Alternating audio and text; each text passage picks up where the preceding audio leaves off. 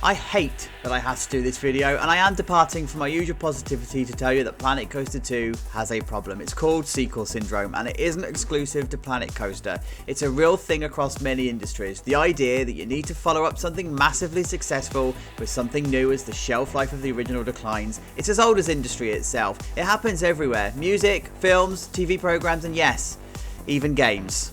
In fact, you've probably lived through a number of these already. In the game world, for example, just to name a few: SimCity 2013, Cities Skylines 2, The Sims 4, Prison Architect 2, which has been indefinitely delayed, Civilization 7 isn't being overly well received, and yes, Planet Coaster 2. And look, you already know my positive thoughts about Planet Coaster 2, and I stick by those positives. I really do enjoy playing the game, but right now I want to focus on some of the issues that this clearly underbaked sequel is going to face over the next year or so, and why we really need to stick with it if we want it to succeed.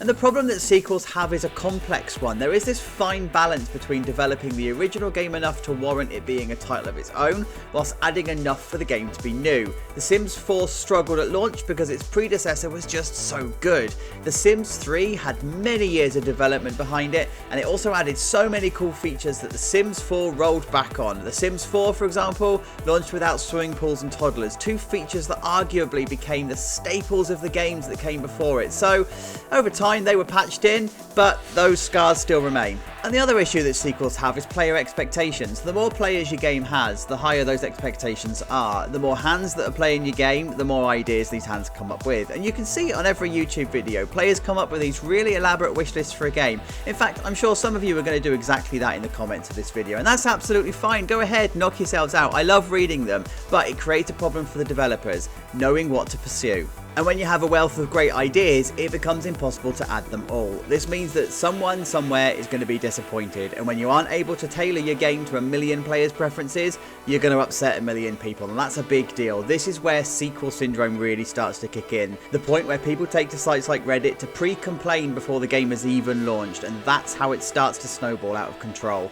And that's not even the biggest problem. The final problem facing sequels is commercial pressure from the publishers. They want to make money, of course they do. They're a business, not a charity, but there is a perfect moment to strike when it comes to launching a sequel, or in fact, any new game. You have to be able to catch the original game at the moment that the popularity is still there, but also starting to wane off. There also has to be a very clear demand for the sequel that you're trying to release, plus there has to be something from the original that you can actually develop. Oh, and there's the timing in the year too. It's a no-brainer that in the Christmas celebrating world, November and December are the best times to launch games, because people are taking time off to celebrate, meaning they've got the free time to play the game, and also the gift opportunity to give it to others. And Cities Skylines 2 is the most recent example of this. Paradox had to take a really strong first game, which had been fleshed out over a number of years, and follow it up. Sound familiar? Yeah, it's the 2024 version of The Sims 4. Let's call it The Sims 4 Story Retold. Paradox worked on all of the good elements of the original game and merged it into what they thought was a banging sequel.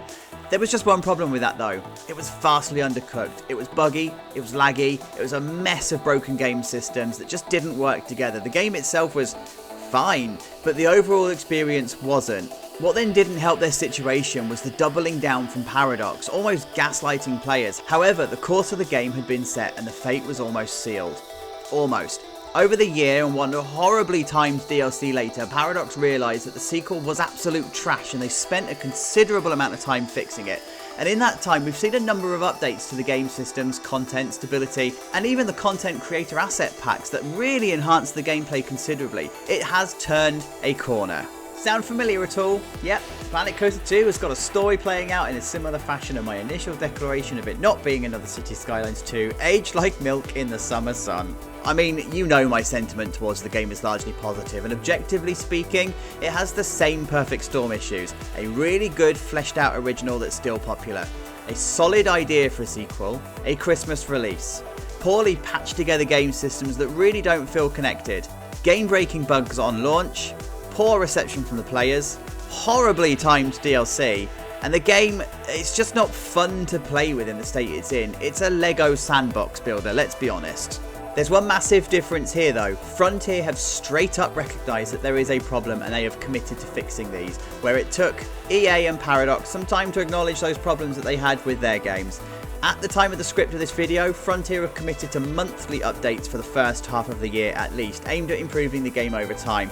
Now this is arguably all of the things that should have been in the game to start with, but they're doing it, they've acknowledged it, that's to their credit. And as a content creator, we get invited into the fold of this sort of thing, and I am so honoured that Frontier even reached out and invited me to be part of it. It's just a massive deal that I can't even express my gratitude towards, but I personally think that Frontier also missed a trick, because us content creators have no voice when it comes to business decisions. Of course we don't, but we are basically free marketing, and we are also the ones that know the audiences that they're targeting.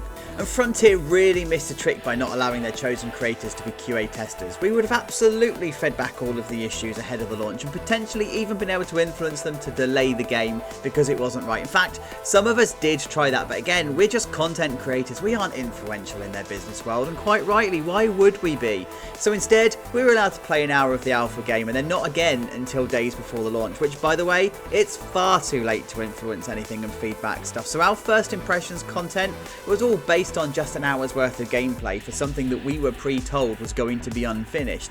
That's what we had to base it on. If we were QA testers with a seat at the table, we could have fed into the development of the game. This does create a problem for Frontier, which is outlined in the financial reports. The fact that the game has been so poorly received and heavily discounted to sell the numbers means that the lifespan of the game is now in jeopardy. Frontier have to spend time finishing the game when they would have otherwise been developing DLCs, and the reputation hit from this also means that future sales of both the base game and the DLCs are hindered.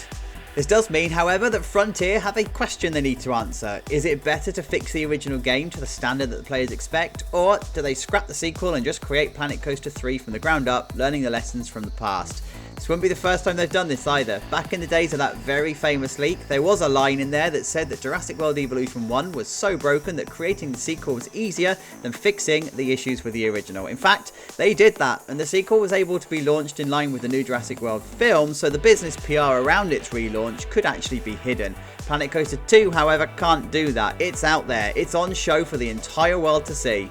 If they do decide to do that, I don't expect it to be a quick turnaround. What I might expect is that they could take the elements of Planet Coaster 2 that do work well, any salvageable elements of the Rumoured Planet Zoo 2, and merge them into one new behemoth of a game, rather than just chunking off Planet Zoo for a sequel. I did a video on that, by the way. YouTube has always been plugging. Anyway, I just wanted to get this off my chest, because as I said at the top of the video, my sentiment towards the game is still largely positive, and my gratitude towards Frontier for allowing me to cover the release of the game knows no bounds. I truly hope my relationship with them will continue over time, and if they do decide to sever ties, then so be it. It might just be the push I need to get off YouTube and go and touch grass.